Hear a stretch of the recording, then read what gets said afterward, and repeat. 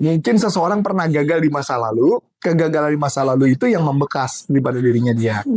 Misal contoh, dia jualan pernah ditolak, dia gagal, sejak saat itu dia memutuskan untuk tidak jadi sales. Soalnya sama aja itu kayak dengan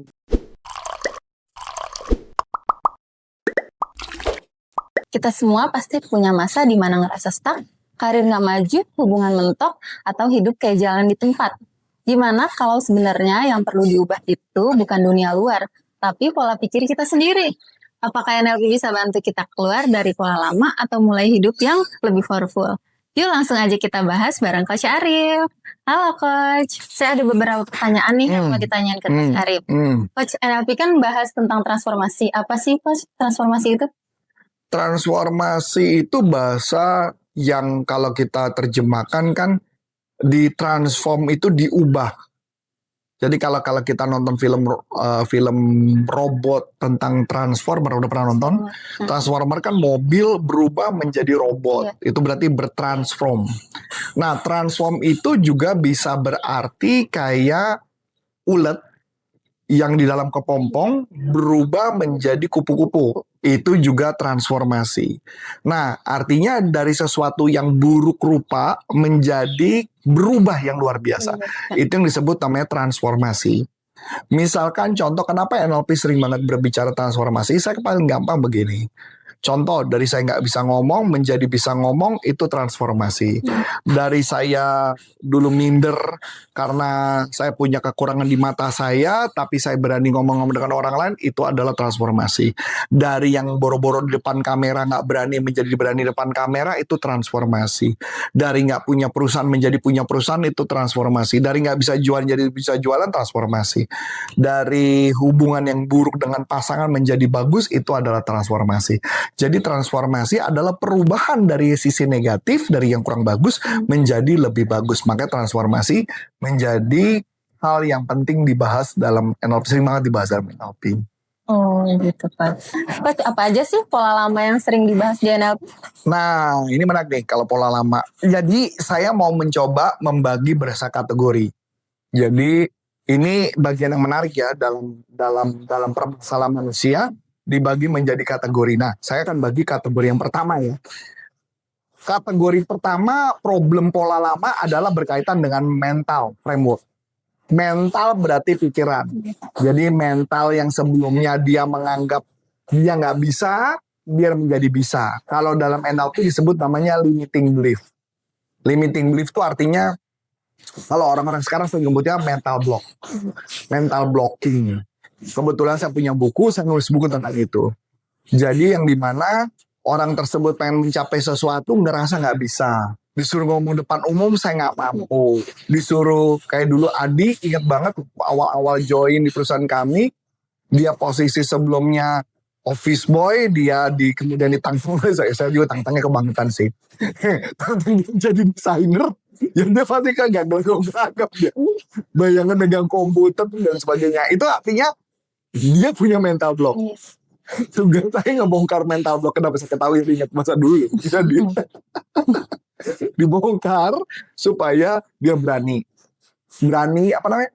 tembus batas untuk kerjain. Waktu ketika dia bisa Photoshop, dia bisa ilustrator, yang dia bisa adalah jiplak. Karena dia katanya, kenapa? Karena ide kreatif belum ada. Dia cuma ada yang bisa memakainya, bisa melakukannya. Jadi itu adalah mental block. Jadi artinya berkaitan dengan mental framework yang pertama. Yang kedua adalah mekanisme kegagalan. Yaitu adalah mungkin seseorang pernah gagal di masa lalu, kegagalan di masa lalu itu yang membekas di pada dirinya dia. Misal contoh, dia jualan pernah ditolak, dia gagal, sejak saat itu dia memutuskan untuk tidak jadi sales. Soalnya sama aja itu kayak dengan mental block sama limiting belief. Saya kasih contoh deh. Dulu di awal-awal di video YouTube kita, yang pertama itu dulu Iren ya. Iren yang pertama kali sales Iren namanya. Nah Iren itu dulu latar belakangnya, saya tahu kenapa jadi ingat masa lalu. Iren itu dulu dia pernah jualan sebagai seorang sales. Dan jualannya bagus, bukan jelek, bagus. Suatu ketika dia bekerja di suatu buah perusahaan, rupanya berkaitan dengan investasi. Nah karena berkaitan investasi, rupanya dia dikejar-kejar sama nasabahnya. Sejak saat itu dia memutuskan untuk tidak mau jadi sales. Karena ada kegagalan itu. Waktu dia nikah sama saya, dia ngelamar jadi admin sama saya, kayaknya nggak lama ya, mungkin berapa ya, 3-6 bulan gue jadikan sales. Ketika jadikan sales, ya itu terjadi problem di situ. Jadi ada mekanisme kegagalan dari masa lalu dia yang membuat dia kok dia nggak bisa ya, kayaknya nggak bisa. Nah, mekanisme ketiga adalah all or nothing. All berarti semua, nothing berarti enggak. Jadi ya dia pernah ngalamin masa di mana bahwa kalau ngelakuin sesuatu nggak sempurna, ya berarti saya gagal. Ada orang kayak gitu. Nah, kalau dalam NLP kita selalu mengkategorikan tidak ada yang namanya gagal, nggak ada gagal. Artinya pada saat gagal kita belajar apa dari kegagalan itu. Sedangkan orang yang tidak sukses ada ketika gagal ya gagal aja. Kalau saya nggak bisa. Pelajaran apa, walaupun bayarannya mahal, apa yang bisa kita pelajari supaya tidak terjadi pengulangan kegagalan. Nah itu artinya banyak orang kan gitu ya. Oh kalau nggak sempurna berarti gue gagal. Nggak gitu. Nah itu pemikiran pertama, berarti mental. Yang kedua adalah pola emosional. Pola emosional adalah berkaitan dengan yang pertama, ada yang disebut namanya jangkar emosi. Jadi ketika dia teringat, kayak contoh deh paling gampang jangkar emosi. Kamu pernah nggak ada lagu atau lokasi tertentu yang ketika kamu lihat tempat itu atau lagu itu kamu terngiang-ngiang masa lalu? Pernah? Nah, itu adalah jangkar emosi. Nah, jangkar emosi bisa artinya positif, bisa artinya negatif. Kalau saya ambil contoh, saya ngecalin contoh ya misalkan. Anggaplah saya sama Adi misalkan suami istri gitu ya. Misalkan contoh, saya pernah buat emosi misalkan ke Adi. Saya naik motor, bunyi suara kayak kalau motor baru pulang kan ya, itu Adi bisa ketakutan tuh. Karena inget ya. Ingat pernah diapain dulu. Jadi dengan kejadian itu, setiap dengar suara motor dia parno, setiap mendengar suara parno. Itulah jangkar emosi.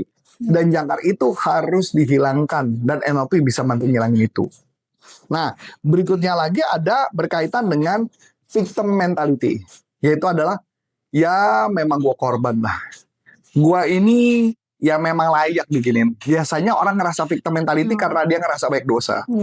Banyak dosa, merasa bersalah, itu jadi victim mentality. Jadi gitu ya, apa-apa pokoknya, gue ini kan orang kecil, Nah kayak gitu, itu victim mentality banyak banget terjadi tuh ya. Jadi akibatnya dia ngerasa dirinya nggak bisa maju. Itu victim mentality. Kemudian ada juga yang saya temukan, ini juga masuk kategori mental block, yaitu adalah takut sukses. Takut untuk sukses atau takut untuk, ya mereka dia berasumsi gue takut banget deh kalau gue gagal nanti, kalau gue gagal sukses gimana? Nah, kan belum sukses aja udah takut gitu loh, udah takut dia gagal. Jadi sebenarnya buat mereka lebih baik dia tidak ngelakuin sesuatu daripada dia gagal. Konyol. Kalau orang kan lakuin aja dulu, gagal urusan nanti kan. Nah itu juga menjadi bagian penting. Berikut kategori ketiga ya. Jadi kategori yang pertama tadi mental, kategori kedua adalah emosional, kategori ketiga adalah pola perilaku, yaitu pola perilaku. Nah yang paling gampang, yang sering banget terjadi dalam NLP adalah siklus menunda. Orang suka menunda untuk mengerjakan sesuatu. Kenapa dia menunda? Karena kadang-kadang dia ada konflik batin. Dia ada konflik antara pilihan A atau B. Atau dia tidak bisa mengerjakan karena dia merasa kalau nggak sempurna, dia nggak mau ngerjain. Datanya belum kumpul, dia nggak mau ngerjain. Itu adalah orang yang suka menunda. Yang kedua adalah kebiasaan kompensasi negatif. Orang itu cenderung ketika dia gagal, dia akan mabuk-mabukan. Dia gagal, dia akan minum alkohol. Itu kejadian juga sama adik saya waktu adik saya yang kecil. Dia punya kompensasi kayak gitu. Jadi kalau mama gini, dulu dia pernah pakai narkoba dan udah sembuh. Waktu dia pakai narkoba, ketika ada kejadian misalnya diomelin saja, itu dia akan balik lagi narkoba. Itu yang namanya kompensasi negatif. Dia akan cari pelampiasan di tempat lain. Kalau dulu saya punya pelampiasannya berantem. Saya suka berantem gitu loh. Jadi kalau mama ada kompensasi negatif, ya saya cari musuh. Cari orang yang untuk bisa ajak berantem. Nah, dan berikutnya adalah pola sabotase diri. Pola sabotase diri adalah pola yang dimana gue gak perlu sukses ya. Gue gagal aja lah. Itu mirip kayak victim mentality. Iya. Jadi artinya setiap dia mau sukses, dia bunuh dirinya sendiri. Setiap dia mau sukses, dia bunuh dirinya sendiri. Atau melakukan kesalahan-kesalahan. Atau contoh kayak gini, contoh. Misalkan, anggaplah saya mau diangkat jadi manajer. Karena pekerjaan saya baik, kerja saya bagus. Begitu saya dengar saya mau dinaikin jadi manajer, saya mensabotase diri saya supaya saya gagal. Gagal. Nah, itu ada banyak yang terjadi kayak gitu tuh. Nah, kategori keempat, pola linguistik. Yaitu adalah perkataan-perkataan yang diucapkan. Yang pertama adalah metafora pembatas. Metafora pembatas tuh kayak gini. Dia sudah menganalogikan seperti sebuah cerita yang membatasi diri. Saya kasih contoh. Contoh yang paling gampang, ini kejadian ya. Kasus nyata. Ada suami selingkuh dari istrinya. Istrinya cantik. Dia selingkuh. Waktu dia selingkuh itu dia bilang, saya nggak akan berhenti. Saya mau sama seperti Forrest Gump. Nggak tahu, udah pernah nonton film nggak Forrest Gump? Belum. Dengar aja nggak pernah ya? Belum. Oke. Jadi film Forrest Gump ini film lama banget. Film Forrest Gump itu adalah film tentang orang yang punya keterbelakangan. Dan orang ini karena dia terbelakang, dia itu sering banget dimotivasi pakai coklat sama mamanya. Jadi dia selalu sebut bahwa kehidupan itu sama seperti coklat. Ya, jadi hidup itu sama seperti coklat yang di dalam sebuah kotak. Nah, satu ketika si Forrest Gump ini karena dia nggak tahu hidupnya mau gimana dan sebagainya, karena nggak jelas, dia berlari. Dia lari gitu. Begitu lari, ternyata diikutin orang. Dia larilah keliling dunia. Si Forrest Gump. Keliling dunia. Begitu dia lari keliling dunia sampai diikutin banyak orang dan sebagainya, sampai Forrest Gump yang ngerasa capek dan dia berhenti, selesai. Jadi dia nggak lari lagi. Yang orang yang ngikutin dia pada bingung kan, loh kok nggak berhenti lari gitu. Nah, itu yang disebut namanya metafora pembatas. Yang dimana dia bilang ini, saya tidak akan berhenti selingkuh sampai saya merasa ini cukup. Karena ini kan gawat ya. Iya. Nah, ya kayak gitu-gitu tante itu. Nah, yang berikut adalah permasalahan berkaitan dengan distorsi bahasa. Yaitu adalah penyampaian makna yang katanya terlalu, kalau bahasa saya istilahnya terlalu berlebihan. Contoh, tau nggak? Itu gara-gara lu yang mematikan karir saya. Mematikan itu literally benar-benar dimatiin tuh. Nah, ketika mematikan, kata itu jauh lebih membunuh daripada kamu tuh fitnah saya. Ya beda dong. Kamu mematikan sama fitnah kan beda tuh efeknya. Nah, begitu juga kalau ketika pacaran dia harus ngomong kayak gini. Lo tau nggak? Lo tuh udah hancurin hati gue tuh berkeping-keping sampai keping-kepingan pun gue nggak bisa ngumpulin lagi. Nah itu metafora tuh. Nah metafora itu kalau digunakan itu akan membuat dirinya jadi problem. Itu distorsi bahasa. Kemudian juga kata-kata yang melemahkan. Kata-kata melemahkan kayak contoh, gue tuh nggak bisa. Gue ini dari kampung. Gue ini nggak bisa untuk sukses. Nah itu adalah kata-kata yang melemahkan. Bisa bayangin ya hal-hal kayak gitu semua tuh yang terjadi kepada kita. Dan makanya kenapa banyak orang akhirnya nggak bisa jadi sukses kan? Nah, betul. Nah, kemudian ada kategori kelima, nih kategori terakhir adalah kategori pola persepsi. Jadi persepsi, jadi ketika misalkan saya kasih contoh ya, saya yakin juga pasti kamu pernah ngalamin atau temenmu pernah ngalamin. Kamu misalnya lagi berbuat baik sama orang nih, kamu berbuat baik, tapi orang lain akan melihatnya negatif yang kamu pernah lakuin. Iya. Dan itu disimpan terus lama. Itu adalah seleksi negatif. Jadi dia memilih pola negatif atas kejadian masa lalu. Jadi bukan dia ngeliatnya bagusnya, dia lihatnya adalah buruknya. Iya. Nah, itu yang jadi problem ketika misalkan kita bekerja di sebuah company dan kita pernah melakukan kesalahan, itu diingat terus. Dan saya pernah ngalamin itu. Kerja di sebuah perusahaan, diingat itu. Berapa tahun saya diingat itu. Sampai saya bisa keluar dari zona itu dan akhirnya berhasil prestasi. Nah kayak gitu tuh. Nah terus juga berkaitan dengan penyempitan fokus. Jadi menganggap bahwa semua masalah di dunia solusinya cuma satu, nggak ada solusi lain.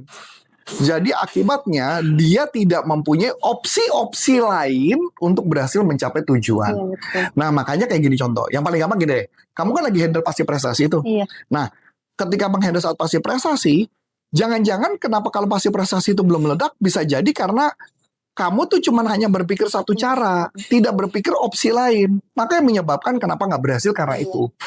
Jadi penyempitan gitu ya. Nah yang terakhir adalah proyeksi masa lalu ke masa depan ya, alias kita pernah tinggal di masa lalu, pernah gagal di masa lalu, dan kita nggak yakin tuh di masa depan kita akan berhasil. Kan banyak tuh yang cerita, contoh nih, nggak usah jauh-jauh deh. Ini contoh cerita yang menarik ya. Bahkan di keluarga saya ada cerita.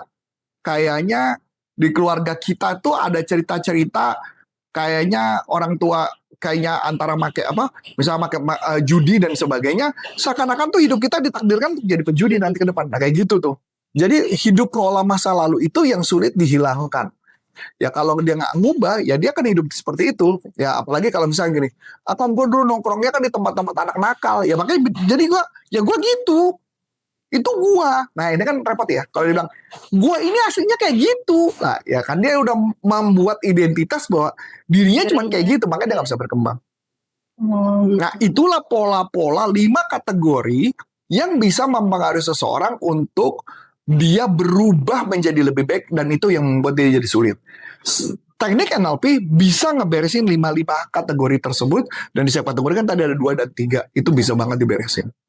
Gimana sih Coach caranya biar kita keluar dari rasa pengen ngerasa gagal terus gitu Coach? Oke, yang paling gampang ya sebenarnya, yang paling gampang adalah kalau bahasa anak-anak muda sekarang, lu jalan-jalannya kurang jauh gitu.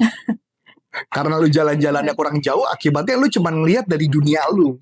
Lu tidak bisa melihat dari dunia luar. Itu yang pertama. Yang kedua, ketika kita tanda kutip jalan-jalan lebih jauh, maka otomatis kita akan memberikan makna positif dari kejadian-kejadian di masa lalu, kegagalan kita. Jadi dari situ barulah bisa terjadi perubahan-perubahan transformasi yang lebih luar biasa.